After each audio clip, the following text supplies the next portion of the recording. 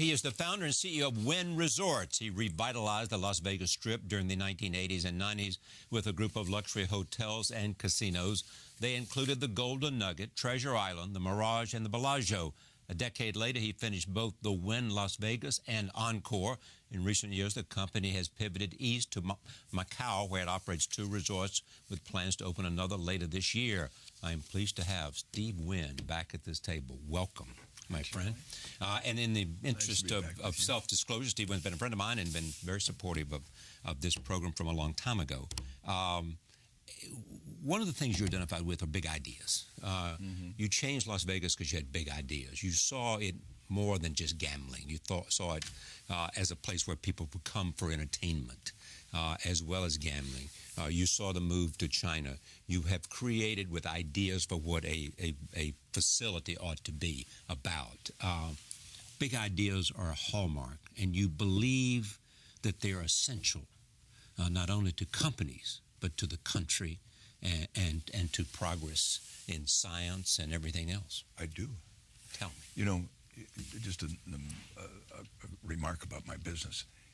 Over the years, as we built these hotels in Las Vegas, each one of them successively, one after the other, in order, has broken all previous records of gaming revenue for a hotel that existed before it.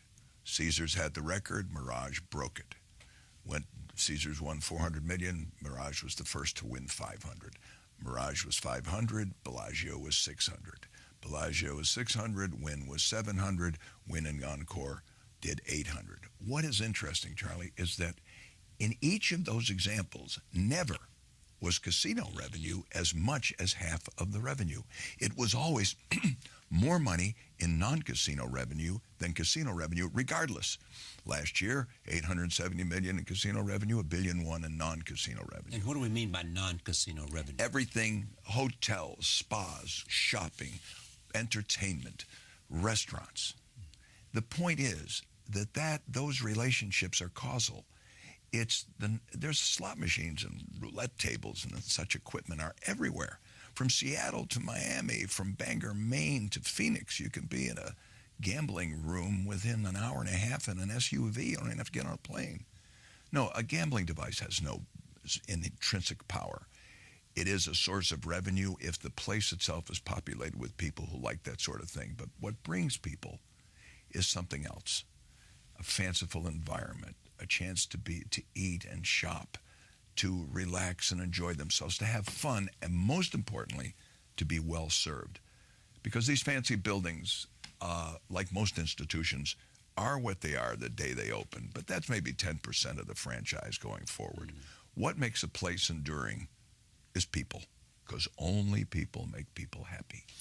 And that's the culture of my company, to concentrate on that human resource. What's the most important thing happening first in Las Vegas today? Because I see a lot of emphasis on nightclubs. Well, you know, your show about Hamilton is all about hip-hop. Right. And the changing tastes musically and cultural expression generation to generation. So the nightclubs, with the din of music, the disc jockeys, the wonderful guys like David Guetta and Deadmau5 and Avicii and all those people that work for us, it's a mating dance of sorts. And nightclubs and gatherings of young people have always been a mating dance. So ironically, the more things change, the more they stay the same. How is Macau different than Las Vegas? Discounting political overtones, which are quite a different thing, in terms of the motivation of the visitor and the experiential aspiration that they have, they're exactly the same as they are in America. People come to live big, to have excitement, and if they like to gamble, to test lady luck, because that has sort of an intrinsic excitement to it. So the people, you know, you get on an airplane, as I do once a month, and fly 6,000 odd nautical miles to Macau. You get off the plane and you're home again.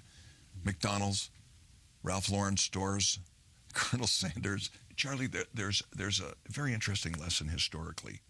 My grandparents, like so many, came to this country during the great wave of immigration just before the turn of the last century, 1890 to 1900. Came from? Europe, Russia, Poland, Italy, places like that. They came through Ellis Island, and they were broke, impoverished. They took whatever job they could get in the eastern cities. They started to have children just before World War I. Frank Sinatra and Dean Martin were born in 1915 or so. My parents in 1916. They never saw a good day. They came of age in the 30s in the Great Depression. If they didn't go to war, they had defense jobs. And they came out of World War II in the late 40s, in their 30s, into one of the great periods of expansion in America. Post-World War II. What's amazing during the post-World War II period is these people who had never seen a good day believed that anything was possible in America. If their kid could get a better education than them, maybe he could be president of the United States. And they had an optimism and a belief in this country that was founded on almost a mystical kind of belief in opportunity here. We noticed during that generation that they all had a pent-up demand for the good life. And that was a Ming Stole, a Cadillac, a trip to the Copacabana, maybe Las Vegas. The desire for the good life is a very significant feature of first-generation wealth. When people make the first buck in their family's history, they know all about the good things that have been deprived them before. They want it now. And since they made the money themselves, they have a very different attitude towards their disposable income. They think, I've made this, I can make more, I'll do what I want. In China, today, all of this is first-generation wealth or very early second-generation wealth. And what are they creating millionaires once a week or something historically since Deng Xiaoping? And so what we're seeing in China is not a genetic predisposition to gamble. What we're seeing in China is the same thing we saw. My father and my former wife's father, Elaine's father, were both gamblers. They loved to bet on baseball and football and go to a casino. It's part of that first generation of success profile. So anyway, that's still going on. Now, I'm going to come back to big ideas, but a couple of things. You mentioned Elaine, your wife, who married, then divorced, then remarried, then divorced, helped you very much in building Win. There's a fight of some kind about membership on the board, her membership on the board, in the interest of news. Where does that stand? Where it stands is that my company, like most public companies, is controlled really by outside directors. There are 7 members of the board, 8 members of the board, 6 of whom are independent directors. And they decide what the slate of directors are to be when there's an election every year at the annual meeting. And there's proxy statements. The board is required to issue statements on why they change or make selections, and they file proxy statements. The independent directors, I didn't happen to agree with them, but nevertheless... You didn't agree with them in terms of the board, the slate that they... I did not. And I'm in an impossibly embarrassing position of either not supporting my former wife, Elaine, which I'm happy to do and obliged to do, or not supporting my board of directors, who are all very, very fine, highly respected, independent men. Are they all friends of yours?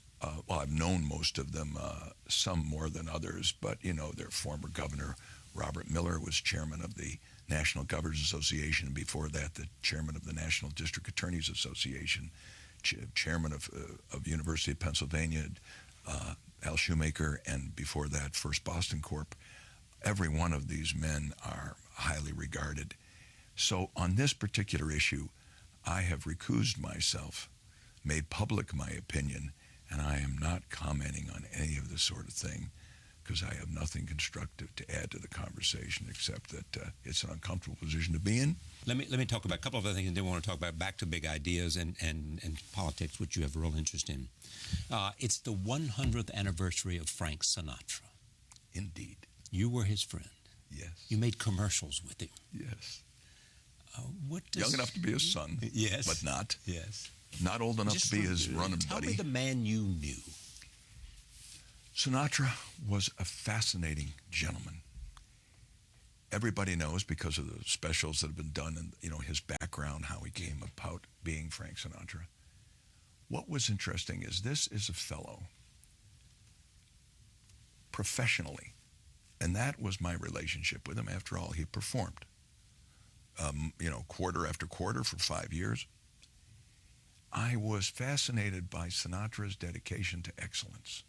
When it came to his craft, the music, the selection of songs, the relationship with the orchestra, the phrasing, his vocal presentation, he was a man of meticulous pursuit of excellence. And he had, which I identify with, a tremendous respect for his audience, for his customers. Frank Sinatra was a normal man with normal emotions and temperament like any artist. But when it came to being on stage, Frank rehearsed every time he ever worked, even in his 60s. His selection, I used to ride on the plane with him, and I had the privilege of watching him do the song list.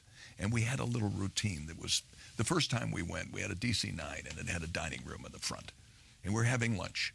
He carried a briefcase, and in it, the lead sheets with the lyrics of all the songs.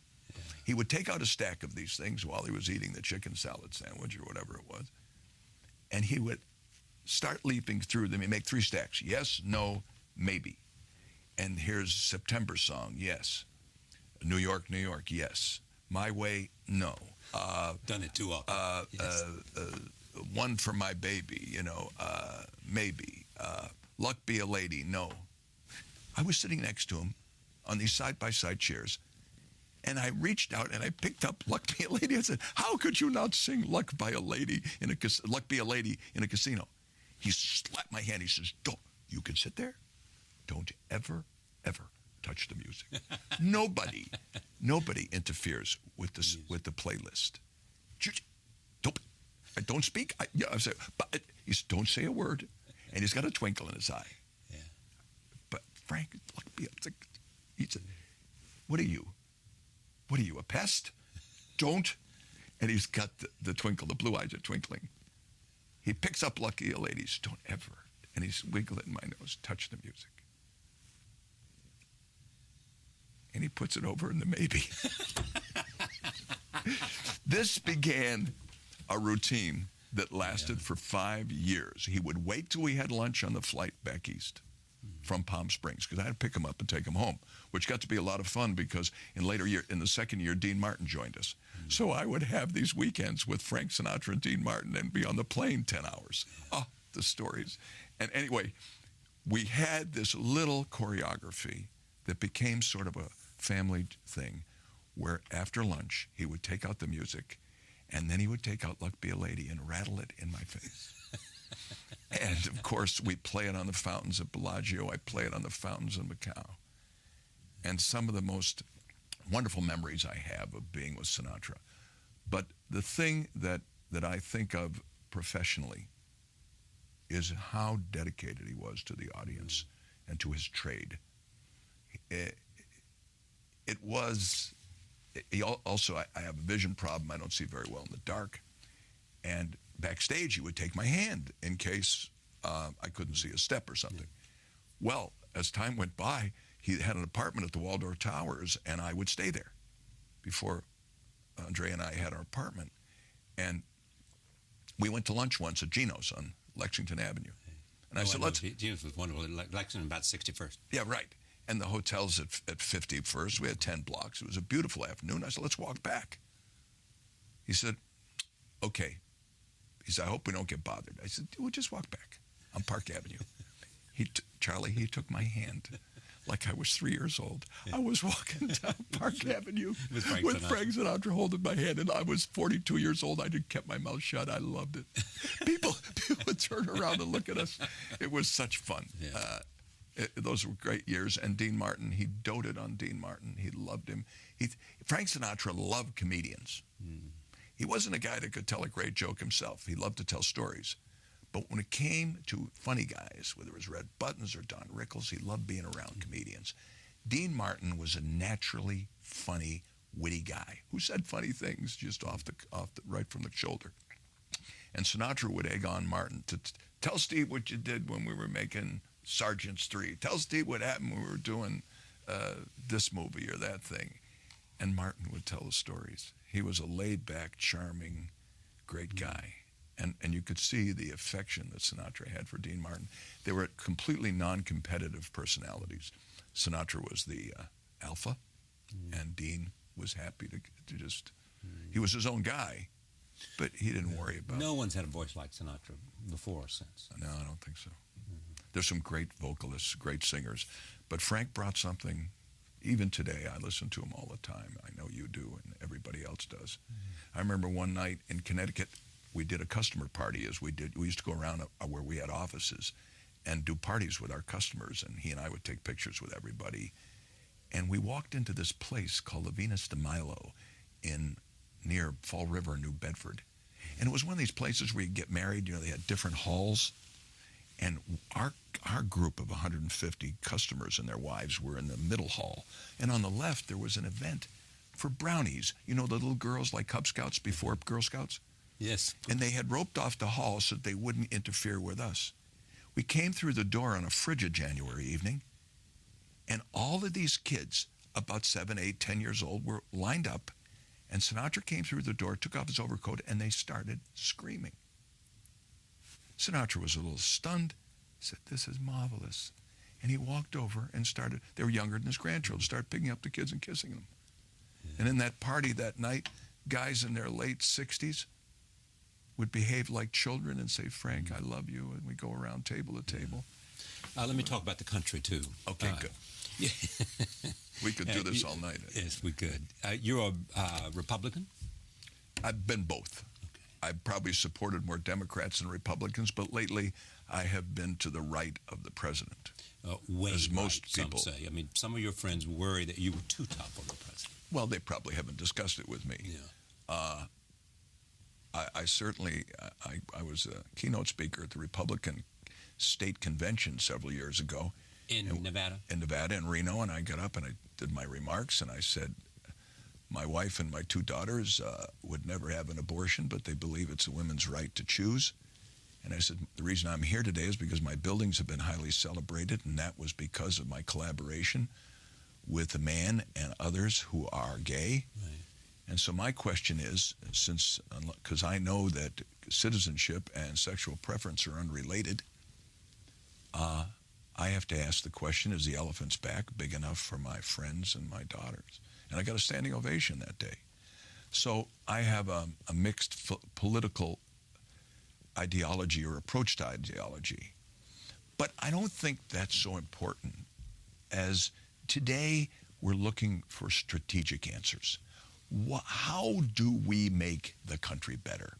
Where is it? You know, everybody has all the rhetoric down dandy.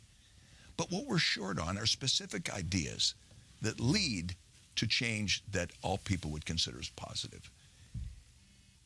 We know in the history of mankind that the only thing that's ever created a better life for human beings is a demand for their labor.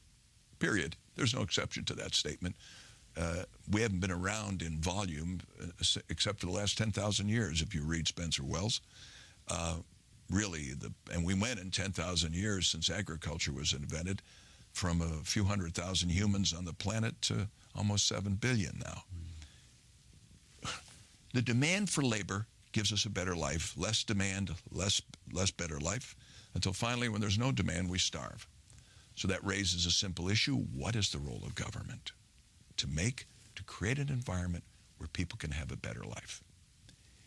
With that thought, as a society, the most powerful thing that we give to each other in the form of government, to the exclusion of all other things, is the right to tax. We agree to let someone else in a group take our money by mandatory means, if necessary, in taxation. I have noticed a trend in America for the last several decades, more and more, to use the power of taxation as a punishment, as a penalty, instead of as a reward. We know, for example, in things that are too big to punish, training an elephant or a dolphin, you can't punish an elephant or a dolphin. You can only positively reward one. If you try and punish an elephant, it'll kill you. So will a dolphin in the water. We positively reinforce things to get the right behavior. So, for example, considering the power to taxation to be the greatest single weapon that the government has, and I'm just talking about this one element for a moment, let's take two things that are in the public mind these days. Education and healthcare. Those are two big ones. We don't think our kids are being educated well enough. We want to do it better. We don't think that healthcare can continue to be the expense that it is in America. We want to make it better. Let's take those two things and take a look at what's going on right now. We grouse about teachers' unions. We say that they're an obstacle to progress. Well, the fact of the matter is you can bray like a mule at the moon about unions, but people have a right to get together and form a union. And there are good ones, and there are probably bad ones. You have unions at Winds Resorts? Always. Yep. Never had a grievance in 40 years. Good unions, bad unions, but it's not the government's business about unions. And it wouldn't do any good if they tried. What's interesting is, and this is my notion, for example, to put this in concrete strategy. If I were president of the United States and I had the speaker and the majority leader with me, I'd say, look, we're going to announce this program tomorrow. I'm going to say that in each and every PTA organization and school board in America, they develop their own test on what they think it is, for example, that a third grader should learn about adding, subtracting, and multiplying, or spelling. The school and the parents get together and decide what represents a successful third-degree education. We will acknowledge... Third-grade education. Third grade, for example. This would be true of every grade, but let's just pick the third grade. If the teachers in that school get 80% of their students to pass that test, we will give those teachers, on a joint tax return for the spouse and the teacher, $75,000 of tax-free income. If 95% of the students pass the test, we will take that tax-free income to $90,000. You've immediately given every teacher in America a 20% raise. You haven't interfered with unions. You've just caused a whole bunch of kids in college to change their curriculum. And you've sidestepped the unions. Right now, the unions are the protector for a better life of the teacher. Naturally, the people go for their own self-interest and cuddle up to a union. You would and I would too, wherever we see our security. But the minute you make the kids getting a satisfactory test result by local standards a chance to make more money for me, the teacher, then excellence becomes the order of the day. The teacher goes for the prize, for the carrot. If the government's strongest weapon is the power to tax, sometimes the greatest exercise of power is in the restraint of its use. The restraint of the tax collecting power can be the greatest carrot the government has to get socially desirable behavior. Let's take healthcare for a moment. Again, a strategic kind of conversation.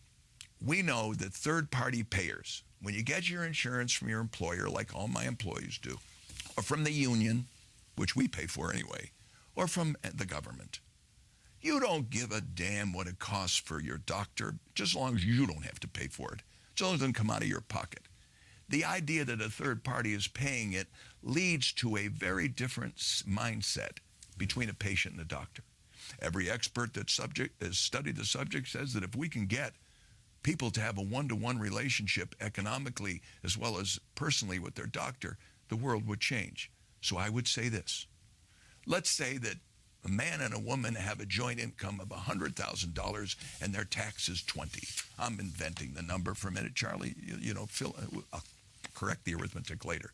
Let's say that the tax bill for this man and his wife is 20 grand. We say, tell you what, you could take $4,000 a year or $3,000 a year of that tax money. You don't have to pay it to Uncle Sam. Put it in the health savings account. Either buy an umbrella policy that's cheap to cover a catastrophic event, and then the rest of it you can administer yourself and pay your doctor one-on-one. The minute you say that after you establish a certain minimum level in that health savings account, you can have the rest of it to spend as you wish, right out of the tax bill, you will immediately change the relationship with people, with their pharmacist, with their doctor. You incentivize the kind of behavior that you know is constructive. We don't, the Affordable Health Care Act, You don't do what we want, you pay a penalty. We punish you. We use the tax You think code. incentive rather than punishment is a better idea? Much better. Okay. Let me turn to two other things before I go here. One other thing, Charlie. Okay, go ahead. Charlie, energy policy. America's strategic role and the geopolitical world order would be dramatically affected positively if the President of the United States and the Congress decided that we were going to go on a rampage towards exploitation and development of all of our oil and gas reserves. We would, Paulson was here talking to you with his new book. He said, what can we do to strengthen our relationship with China? I've been there for 13 or 14 years. The concept of Pengyo, friend, comes into play. And you do that by making their life better. If America became a big exporter of gas and oil, we would immediately undercut our enemies. We would give pause to Mr. Putin. We would become a co-supplier to Europe. We would also, because we could export oil, lower the price of oil, undermine our enemies in the Mideast, and become a friend to China because they don't have our natural resources. And we would be lightening their load, either if they bought it from us directly or if they bought it from the Saudi Arabians at a lower price, because between Canada, Mexico, and the United States, we could have a North American petroleum export group that is bigger than OPEC. That's all true, but at the same time, that there are a lot of people in the country who are very worried about climate change, and that they believe that fossil fuels have contributed to the assault on the environment, and that's another debate.